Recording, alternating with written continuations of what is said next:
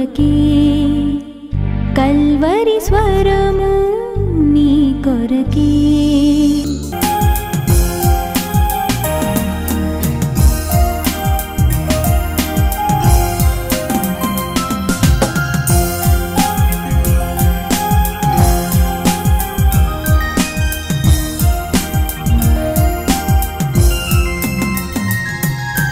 నిన్ను చూసే కన్నులు నాకు ఇమ్మయ్యా, నిన్ను పిలిచే పెదవులు ఇమ్ము యేసయ్యా.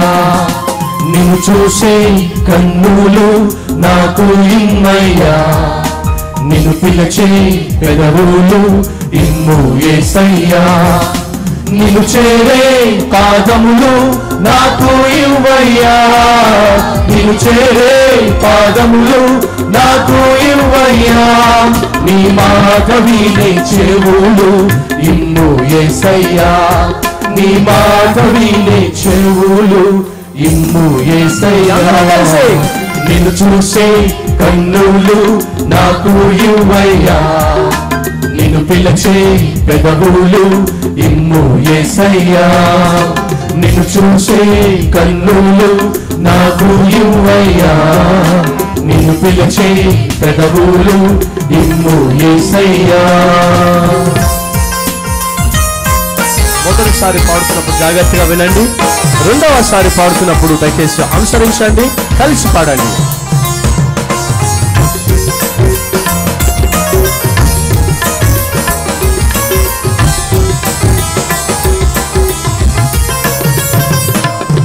కన్నీటి ప్రార్థన నాకు నిలిపయ్యా, ఆత్మల సంపద నాకు ఇవ్వయ్యా.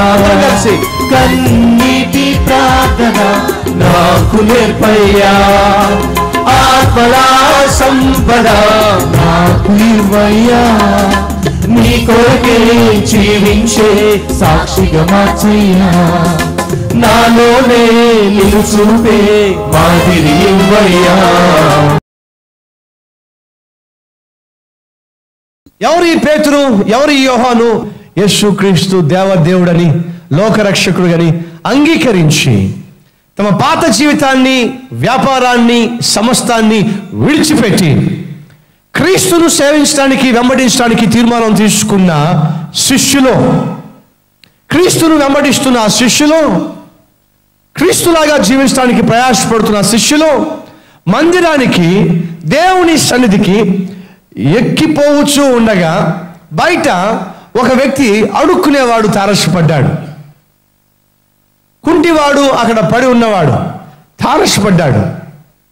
ఎప్పుడైతే పేతురు, యోహాను దేవుని మందిరంలోకి వెళ్తున్నారో ఆ పడి ఉన్నవాడిని చూశారు. అతను చూసి, వెండి బంగారములు మాకు లేవు కానీ యేసుక్రీస్తు నామములో లే అని చెప్పి లేపారు. అతడు లేచి నిలబడ్డారు.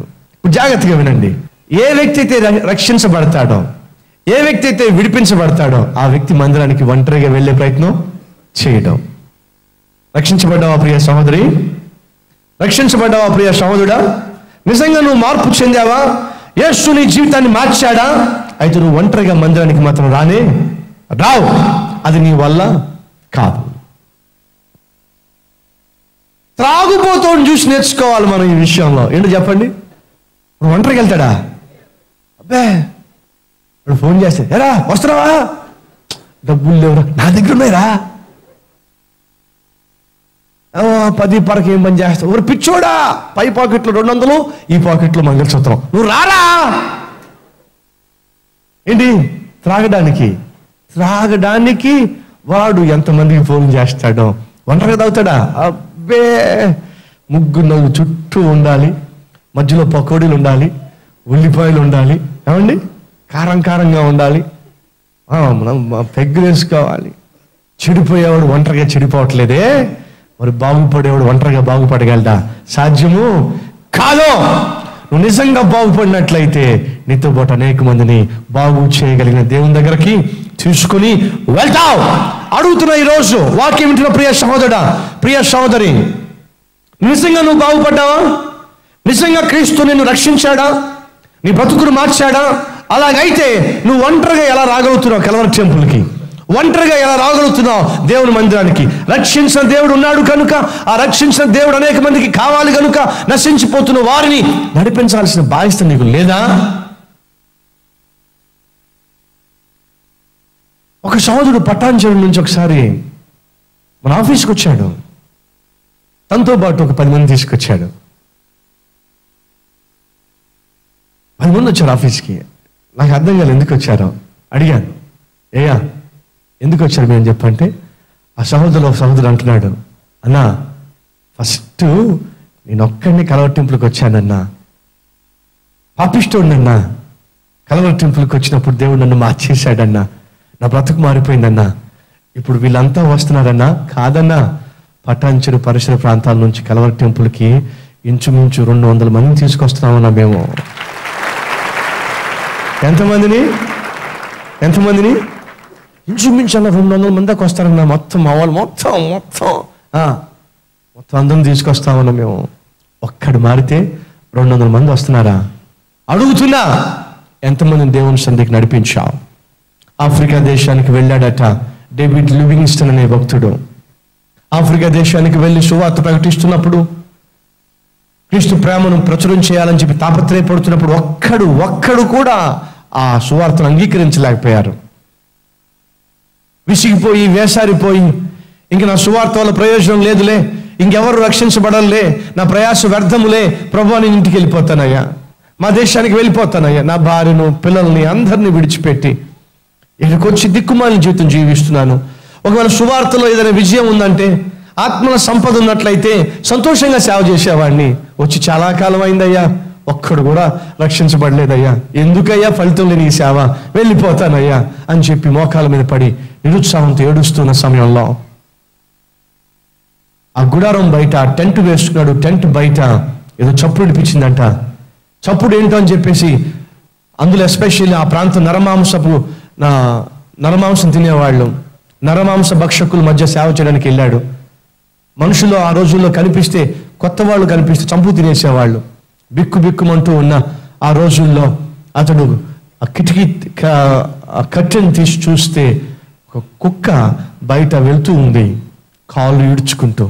ఏంటని గమనిస్తే ఈ కాళ్ళకి పాపం గాయమైంది, రక్తం కారుతూ ఉంది, కుంటుకుంటూ కాళ్ళు ఈడ్చుకుంటూ వెళ్తా ఉంది. అప్పుడు అనుకున్నాడట, మనుషులకి ఎలా క్రీస్తు ప్రేమను చూపించలేకపోయా, కనీసం కుక్కకైనా చూపిద్దామని చెప్పి ఆ కుక్క కూడా పడ్డాడంట. ఏం చేయడానికి? క్రీస్తు ప్రేమను చూపించడానికి. కుక్కకి ఆ కుక్క కాళ్ళు ఈడ్చుకుంటూ ఈయన కూడా పడతా ఉంటే భయపడి ఇంకా పారిపోతా ఉంటే దానికి కూడా పడి ఎలాగైతే కుక్కను పట్టుకున్నాడు, తన టెంట్లోకి తెచ్చుకున్నాడు. టెంట్లో పెట్టుకుని ఆ కుక్క గాయాన్ని చక్కగా కాటన్తో స్పిరిట్తో క్లీన్ చేస్తూ, కుక్క యేసయ్య నిన్ను ప్రేమిస్తాడు కుక్క, కాబట్టే కదా కుక్క నా చేతిలో పడేలాగా చేశాడు కుక్క, ఇప్పుడు నేను ఆయింట్మెంట్ పోస్తాను కుక్క, కట్టు కడతాను కుక్క, తెలుసుకో కుక్క దేవుడు నిన్ను ప్రేమిస్తున్నాడు కుక్క అని చెప్పి కుక్కకు ట్రీట్మెంట్ ఇచ్చాడటండి, కట్టు కట్టాడటండి. జీసస్ లవ్స్ యూ కుక్క అని చెప్పి బయటికి పంపించాడట. మళ్ళీ మోకాల మీద పడి, ప్రభువా మనుషులు పొందుకోకపోయినా కనీసం మానవ సేవని కుక్కన్నా పొందుకుంది నాయన, పోన్లే ఏం చేశావు ఆఫ్రికా దేశానికి వెళ్ళి అని ఎవరన్నా ప్రశ్నిస్తే క్రీస్తు ప్రేమను చూపించా. ఎవరికి అంటే ఒక్కగానొక్క కుక్కకి అనన్నా చెప్పుకుంటాలే ప్రభువా అని. మరి ఏం ప్రార్థన చేశాడో ఏమో. మళ్ళీ మోకాల మీద పడి ప్రార్థన చేస్తూ ఉంటే ఆ టెంట్ బయట ఏదో శబ్దం వస్తే ఆ కర్టెన్ తీసి చూశాడట. తన కళ్ళను తాను నమ్మలేకపోయాడట. ఎప్పుడైతే కర్టెన్ తీసి చూశాడో అతడు పరుగున బయటకు వెళ్ళాడు. కట్టించుకుని వెళ్ళిన కుక్క 7 కుక్కలు తీసుకొచ్చిందండి. ఎన్ని కుక్కల్ని? ఏంటండి? 7 కుక్కలు తీసుకొచ్చిందండి. విచిత్రమైన తెలుసా, వచ్చిన 7 కుక్కలకి ఎక్కడో ఒక చోట గాయం ఉందంట. ఎప్పుడైతే ఆ కట్టించుకున్న కుక్క ఆ టెంట్లోకి వచ్చిందో 7 కుక్కలు టెంట్లోకి వచ్చినాయటండి. ఆ 7 కుక్కలకు ట్రీట్మెంట్ ఇచ్చిన తర్వాత డేవిడ్ లివింగ్స్టన్తో దేవుడు చెప్పాడట, అయ్యా ఒక్క కుక్కకే నీ ప్రేమ చూపిస్తే అది 7 కుక్కలు తీసుకొచ్చిందే. ఒక్క ఆత్మ రక్షించబడేంత వరకు, ఒక్క ఆత్మైన నా ప్రేమను తెలుసుకునేంత వరకు నువ్వు ఈ ఖండంలో ఉండాలి, ఈ దేశంలో ఉండాలి. ఒక్క వ్యక్తికైనా నా ప్రేమను ప్రకటించు, చూపించు, నమ్మే ఒక వ్యక్తి అయినా సువార్త నమ్మే వరకు, వినే వరకు, రక్షించబడే వరకు ఎదురు చూడు అని అంటే ఆ రోజు తీర్మానం తీసుకున్నాడట. ఏమని?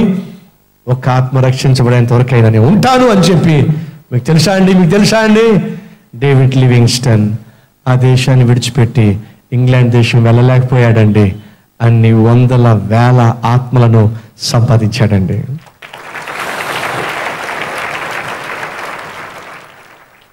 ఆ రోజు ఆ కుక్క నేర్పించిన పాఠము డేవిడ్ లివింగ్స్టన్ యొక్క జీవితాన్ని మార్చేసిందండి.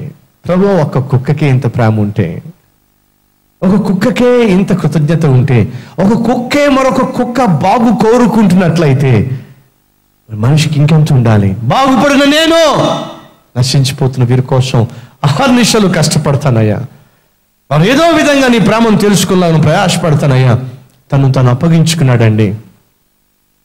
ఆ ఖండాన్ని ఒకప్పుడు చీకటి ఖండం అని పిలిచేవారండి. ఇప్పుడు పిలిస్తే ఒప్పుకోరండి. ఎందుకు తెలుసా? 164% మంది ఆ ఖండంలో క్రీస్తును జీవము కలిగిన దేవుడిగా ఈరోజు ఆరాధిస్తున్నారు, పూజిస్తున్నారండి. సాక్ష్యమా? బాగుపడిన కుక్క అది మాత్రం మిగిలిపోవడం. సాక్ష్యమా? రక్షించబడిన వ్యక్తి తాను మాత్రం రక్షించబడి సంతోషపడిపోవడం. సాక్ష్యమా? క్రీస్తు ప్రేమను పొందుకున్న వ్యక్తి ఇతరులకు చూపించకుండా తాను మాత్రమే క్రీస్తు ప్రేమను ఎంజాయ్ చేయడం. Is it possible? నో. ఈరోజు వాక్యం వింటున్న ప్రియ సహోదరుడా, ప్రియ సహోదరి, నువ్వు క్రీస్తు ప్రేమను రుచి చూసి ఉండకపోవచ్చు. అందుకే ఏ ఒక్కరిని కూడా మందిరానికి తీసుకురాలేకపోతున్నావు. నిజంగా క్రీస్తు ఎవరో, క్రీస్తు ప్రేమ ఏమిటో నీకు అర్థమై ఉండకపోవచ్చు. అందుకే ఏ ఒక్కరిని కూడా యేసయ్య దగ్గర నడిపించలేకపోతున్నావు. ఒకవేళ క్రీస్తు ఎవరో, ఆయన నీకేం చేయగలడో అది నువ్వు రుచి చూసి తెలుసుకున్నట్లయితే నువ్వు దేవుని ప్రేమను ఇతరులకు చెప్పకుండా ఉండలేవు. ఒక కమ్యూనిస్టు ఒకరోజు ఈ విధంగా సవాలు చేశాడట. ఏమిటి? దేవుడు ఉన్నాడా? నేను నమ్మను. నెంబర్ 2, నిజంగా దేవుడు ఉన్నట్లయితే, ఆ దేవుడు నిజంగా మనిషి కోసము ప్రాణం పెట్టినట్లయితే, ఆ దేవుడు అనుగ్రహించిన క్షమాపణను బట్టి పాపిష్టి మనిషి చేసిన పాపాలకు శిక్ష తప్పించబడుతుంది అనేది వాస్తవం అయితే, దాన్ని నేను నమ్మితే మీలా చేతకాని దద్దమ్మల్లాగా నేను మౌనంగా ఉండడం నా వల్ల కాదు. వాస్తవంగా దేవుడు లేడు అని నమ్ముతాను. ఒకవేళ దేవుడు ఉన్నాడు అనే ఆలోచన నాకు వచ్చినట్లయితే, మనిషి చేసిన పాపాలకు శిక్ష ఉంటుంది అనేది నేను నమ్మినట్లయితే, అలా శిక్ష నుంచి తప్పించడానికి దేవుడే దిగి వచ్చాడు, మనిషి కోసం మరణించాడు అనే సత్యము వాస్తవం అయినట్లయితే ఎలా మీరు మౌనంగా ఉండగలరయ్యా? అది నిజంగా వాస్తవం అయితే, దాన్ని నమ్మినట్లయితే మీరు సీస పెంకులు రోడ్ల మీద పరచండి, ముళ్ళ కంపలు రోడ్ల మీద పరచండి, తల్లకిందులుగా నడుచుకుంటూ వెళ్ళి యేసు మీకోసం ప్రాణం పెట్టిన దేవుడు అని చెప్తాను. ఎందుకయ్యా అంటే అంతకన్నా గొప్ప సువార్త ఈ లోకంలో మరొకటి లేదు కాబట్టి అని అంటూ ఏమన్నాడు తెలుసా? మీరు అలా చేయడం లేదంటే బహుశా మీరు చెప్పే సువార్త సత్యము కాదేమో. అందుకేనేమో మీరు అంత నిర్లక్ష్యంగా జీవిస్తున్నారు. అందుకేనేమో మీ జీవితాల్లో మీరు చెప్పే దేవుడి గురించిన సరైన అవగాహన లేకుండా జీవిస్తున్నారు. అందుకేనేమో మీ బతుకుల్లో క్రీస్తు యొక్క క్రియలు కానీ ప్రేమ కానీ కనిపించడం లేదు. ఎందుకని? మీరు నమ్ముతుందని మీరు పూర్తిగా నమ్మడం లేదేమో. కాబట్టేనేమో ఈరోజు మీ జీవితాలు ఎలా ఉన్నాయి? ఆ మాటలు అన్న వ్యక్తి ఆ మాటల్లో ఇంత సత్యాన్ని అతడు వెల్లడి చేశాడు. ఎస్ ఫ్రెండ్స్, నశించిపోతున్న మనిషి రక్షించబడ్డానికి ఈ లోకంలో మరొక మార్గం లేదు, ఒక్క క్రీస్తు తప్ప. ఆ సత్యము తెలిసిన నువ్వు నేను ఆ క్రీస్తును గురించిన వార్తను ప్రచురం చేయకుండా మౌనంగా ఉంటున్నాము అంటే బహుశా క్రీస్తు గురించి మనకు పూర్తిగా తెలియకపోవచ్చు. అతి చిన్న వయసులో అనేక దేశాలకు వెళ్ళే అవకాశం నాకు వచ్చినప్పుడు, అతి చిన్న వయసులో కెనడా దేశంలో జాబ్ చేయడానికి నాకు పేపర్స్ వచ్చినప్పుడు, మా ఇంట్లో వాళ్ళందరూ కూడా బహుగా సంతోషిస్తూ, వీడికి ఎంత మంచి భవిష్యత్తు, ఎంత మంచి జీవితం, ఎంత చిన్న వయసులో వీడికి ఇతర దేశానికి వెళ్ళి, కెనడా వెళ్ళి జాబ్ చేసే అవకాశం వచ్చింది. ఐఎమ్ టాకింగ్ అబౌట్ 91, 92,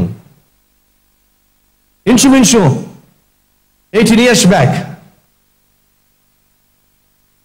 అని వాళ్ళు బహుగా సంతోషిస్తున్న సమయంలో మా ఇంట్లో వాళ్ళు చెప్పాను, ఒక హాఫ్ అన్ అవర్ నాకు టైం ఇవ్వండి, ఒక అరగంట సేపు నాకు టైం ఇవ్వండి, ప్రార్థన చేసి నేను వెళ్తానులో చెప్తాను అని చెప్పి అన్నాను. ప్రార్థన చేస్తున్నప్పుడు దేవుడు నాకు చెప్పాడు. దేవుడిని అడిగాను, ప్రభువా, కెనడా దేశం వెళ్ళి ఉద్యోగం చేసే అవకాశం వచ్చింది, లక్షలు సంపాదించవచ్చు, ఒక 10 years ఉన్నట్లయితే కనీసం కోటీశ్వరుని అవుతాను, ఏం చేయమంటావు? చదువులేని వాడికి చదువునిచ్చింది నువ్వే, ప్రయోజకుని చేసింది నువ్వే, ఈ స్థాయికి తీసుకొచ్చింది నువ్వే, ఇప్పుడు ఇంత విలువైన ఆపర్చునిటీ కూడా నువ్వే ఇచ్చావు, నన్ను ఏం చేయమంటావు? వెళ్ళమంటావా వద్దంటావా? ఆ రోజు ప్రభు నన్ను ఒక ప్రశ్న వేశాడు. నీ కోసం చనిపోయింది నేనా మీ వాళ్ళ అని అడిగాడు. ఎంత సూటి ప్రశ్న అండి. నీ కోసం చనిపోయింది నేనా మీ వాళ్ళ అని అడిగాడు. ప్రభు, నా కోసం ప్రాణం పెట్టింది నువ్వేనయ్యా, నా మాట వింటావా మీ వాళ్ళ మాట వింటావా? నీ మాటే వింటానయ్యా. ఆ రోజు దేవుడు నాకు చెప్పిందంటే తెలుసా, నా పేరే తెలియక నశించిపోతున్న వాళ్ళు కోట్ల కొలిదిగా ఇక్కడ ఉండగా ఎక్కడికో వెళ్ళి లక్షలు సంపాదిస్తావేమిటి? ఇది నీకు న్యాయమా? నన్ను నువ్వు ప్రేమిస్తున్నట్లయితే ఇంకెప్పుడు కూడా ఇతర దేశానికి వెళ్ళాలని ఆలోచన పెట్టుకో మాకు. నిన్ను రక్షించింది అనేక లక్షల మందికి రక్షకుణ్ణి ప్రకటిస్తావని అన్నాడు. ఆ రోజు ఆ ప్రార్థన అయిపోయిన తర్వాత బయటకు వచ్చిన మా వాళ్ళందరూ ఎదురు చూస్తున్నారు. ఏమనంటే, నెక్స్ట్ వీక్ ఫ్లైట్ ఎక్కుతానని చెప్పడమో, లేకపోతే ఎస్ ఐఎమ్ గోయింగ్ అని చెప్తానో ఎక్స్పెక్ట్ చేశారు. ఆ రోజు బయటకు వచ్చి ప్రార్థన చేసి వచ్చిన తర్వాత చెప్పింది ఏంటంటే, ఐఎమ్ సారీ, నేను ఇతర దేశాలకి వెళ్ళబోవడం లేదు, ప్రభువుని సేవించబోతున్నాను అని చెప్పినప్పుడు నన్ను చూసి మా బంధువులు నవ్వారు. వీడికి మత పిచ్చి బాగా పట్టేసింది అన్నారు. బంగారు భవిష్యత్తును చేతులారా పాడు చేసుకుంటున్నాడే, చక్కని చదువుకున్నాడే, అనేక దేశాల్లో జాబ్స్ కూడా పడి వస్తున్నాయే, ఇటువంటి అద్భుతమైన జీవితాన్ని ఆ బైబిల్ పట్టుకుని పాడు చేసుకుంటున్నాడే, నిజంగా ఇంత పిచ్చివాడు మరొకడు లేడేమో అని వాళ్ళు నన్ను చూసి బాధపడుతూ ఇలా చెప్పుకునే రోజులు ఎన్నో ఉన్నాయి. ఇతర దేశాలకు వెళ్ళి డబ్బు సంపాదిస్తే లక్షలు లేక కొన్ని కోట్లు సంపాదించేవాడినేమో కానీ టీవీ కార్యక్రమాల ద్వారా వారానికి ఇంచుమించు 70 లక్షల మందికి విలువైన ఆత్మీయ మన్నాను పంచిపెట్టే భాగ్యాన్ని పోగొట్టుకునేవాడిని. ప్రియ సహోదరులో, ప్రియ సహోదరిలో, రక్షించబడిన నీవు, రక్షించబడిన నేను ఇతరుల రక్షణ కోసం ప్రాకులాడాలి. రక్షకుని ఇతరులకు చూపించడానికి ప్రాకులాడాలి. అది నిజమైన క్రైస్తవుని యొక్క లక్షణము.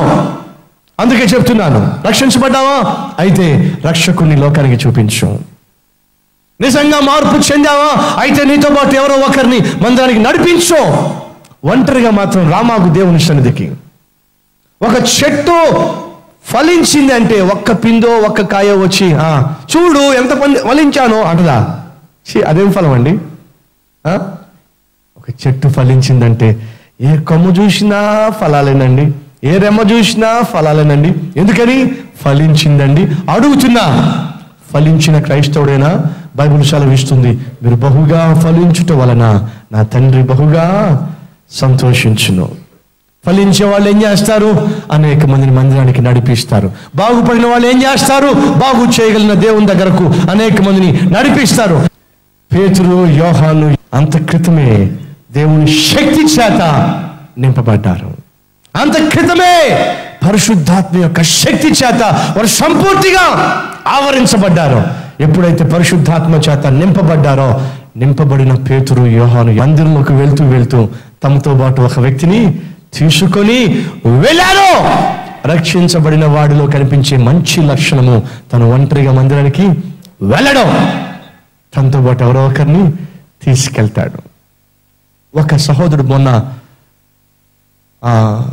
ఆఫీస్కి కొంతమంది వచ్చారు. అక్కడికి వచ్చినప్పుడు అంటున్నారు, బ్రదర్, ఈ బ్రదరు ఆటో నడిపిస్తాడు బ్రదర్.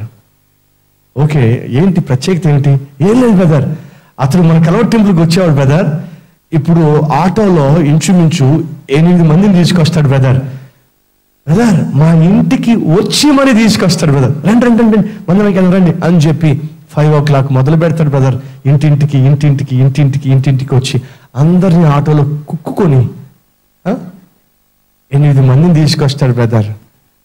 అతడు గొప్ప పరిచర్య చేస్తున్నాడు. 20 yearsగా అతడు త్రాగుబోతాడంట. ఎన్ని సంవత్సరాలండి? 20 yearsగా త్రాగుబోతాడండి. అమ్మ చెప్పినా వెళ్ళలేదట, నాన్న చెప్పినా వెళ్ళలేదట, భార్య ఏడ్చినా వెళ్ళలేదట, బిడ్డలు పాడైపోతున్నా వెళ్ళలేదట, అసలు ఆ త్రాగులోంచి బయటపడలేదట. ఒక రోజట అతన్నట ఎవరోరట కల్వరి టెంపుల్ తీసుకొచ్చారట. అతను మన వచ్చి సాక్ష్యం చెప్తున్నాడండి.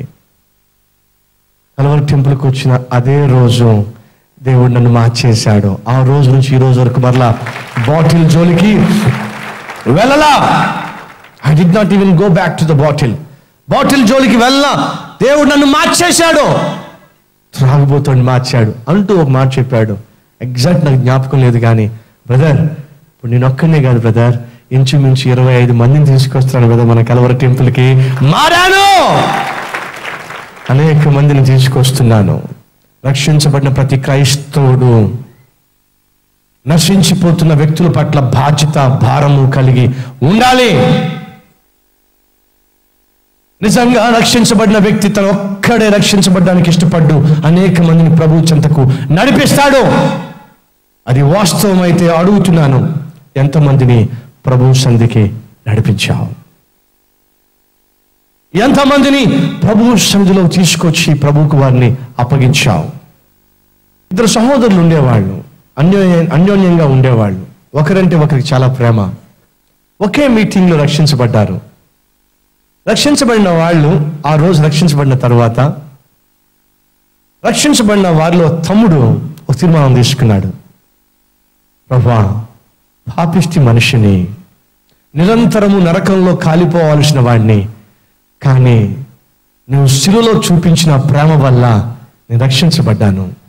ఆ ప్రేమ తెలియక నశించిపోతున్న వారు కోట్ల మంది ఈ భూమి మీద ఉన్నారు. వారికి సువార్త ప్రకటిస్తాను, అందుకొరకే నేను జీవిస్తాను, నన్ను అంగీకరించు నాయనా అని తను ప్రభువుకు చెప్పుకున్నాడు. ఆ రోజు ప్రభువు అతని ప్రార్థన విన్నాడు. ఆత్మలను సంపాదించే సేవకుడిగా అతన్ని ముద్రించాడు. అన్న కూడా ఆత్మీయుడే, కాదని చెప్పంటంలా, ఆత్మీయుడే. కానీ అతడు ఒక లాయర్, ఒక వకీలు, ఒక అడ్వకేట్. లాయర్గా ఉంటూ ప్రాక్టీస్ చేసుకుంటూ బాగా డబ్బు సంపాదించాడు. 10 సంవత్సరాలు గడిచిపోయినాయి. తమ్ముడేమో తాను సింపుల్ లైఫ్ జీవిస్తూ ఆత్మలను సంపాదించుకుంటూ గ్రామాల్లో సువార్తను ప్రకటించుకుంటూ ప్రభువు ఆశించినట్టుగా జీవిస్తూ ఉన్నాడు. రక్షించబడినప్పటికీ ఆత్మల పట్ల బాధ్యత భారం లేకుండా తాను కలిగిన ఉద్యోగం పట్లే బాధ్యత కలిగి డబ్బు సంపాదించే దాంట్లో నిమగ్నం అయిపోయి తన జీవితాన్ని గడుపుతున్నాడు. అన్నకు ఒకరోజు హార్ట్ అటాక్ వచ్చింది. హాస్పిటల్ పాలయ్యాడు. డాక్టర్స్ ఏమో చూసి కండిషన్ బట్టి ఒక నిర్ధారణకు వచ్చేశారు, అతడు బ్రతకడము కష్టము అని. ఆ వార్త తమ్ముడు తెలిసింది.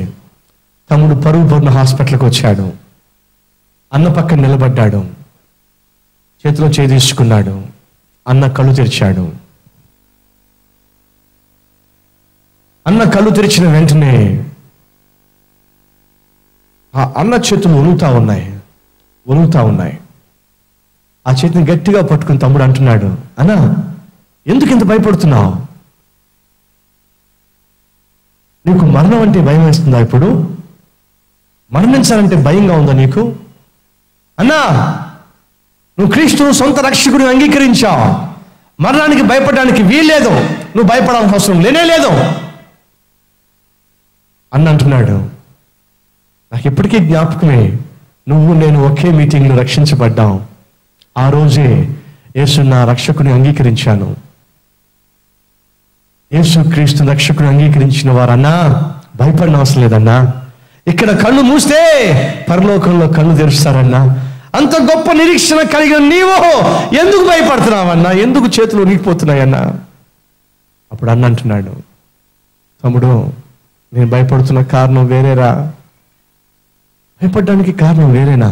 ఏంటన్నా? నేను మరణం కోసం భయపట్టల్లా. ఇప్పుడు చచ్చిపోతే నా వాళ్ళు ఏమైపోతారని భయపట్టల్లా. నేను భయపడడానికి కారణం వేరే. ఏమిటా కారణం అన్న అంటున్నాడు, నాకు తెలుసు నేను రక్షించబడ్డాను. నాకు తెలుసు పరలోకంలో నాకంటూ సుస్థిరమైన స్థానం ఉంది. నాకు తెలుసు ఈరోజు నేను మరణిస్తే రాజులకు రాజైన, ప్రభువులకు ప్రభు అయిన యేసుక్రీస్తును కలుసుకుంటాను అనేది నాకు తెలుసు. మరి ఎందుకు భయపడుతున్నావు అన్నా? అంత తెలిసిన వాడు ఎందుకు భయపడుతున్నావు? ఎందుకు భయపడుతున్నానంటే I am afraid to meet that king of kings and the lord of lords with empty hands. ఎందుకు భయపడుతున్నానంటే నాకు తెలుసు నేను కన్ను మూస్తే రాజులకు రాజు అయిన, ప్రభువులకు ప్రభు అయిన ఆ దేవదేవుణ్ణి కలుసుకుంటాను అని నాకు తెలుసు. కానీ ఎందుకు భయపడుతున్నానంటే ఒట్టి చేతులతో ఆ రాజును కలుసుకోవాలంటే నాకు ముఖము చల్లడం లేదు.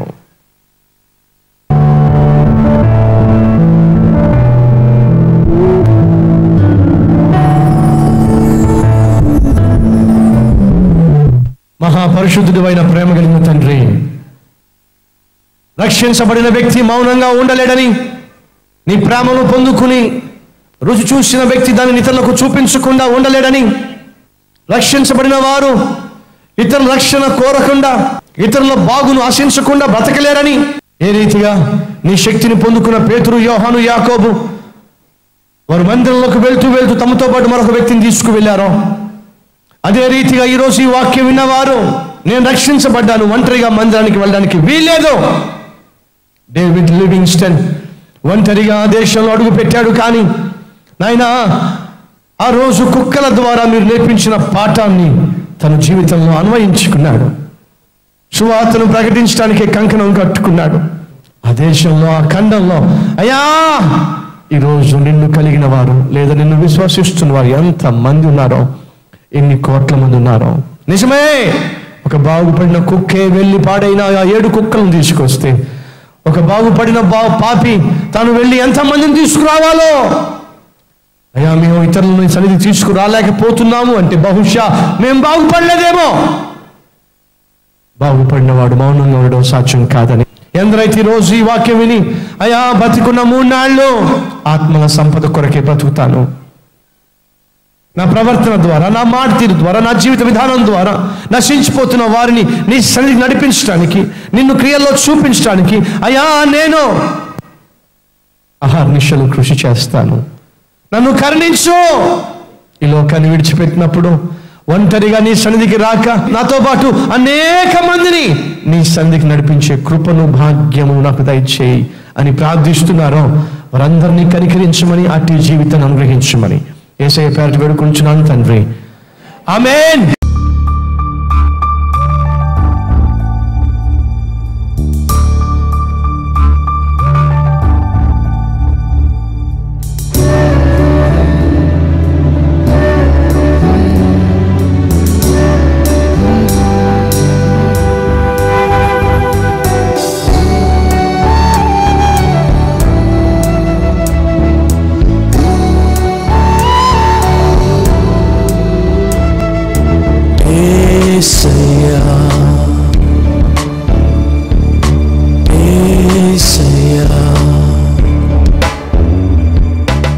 Address Calvary, Post Box number 30, Kokatpalli, Hyderabad 72.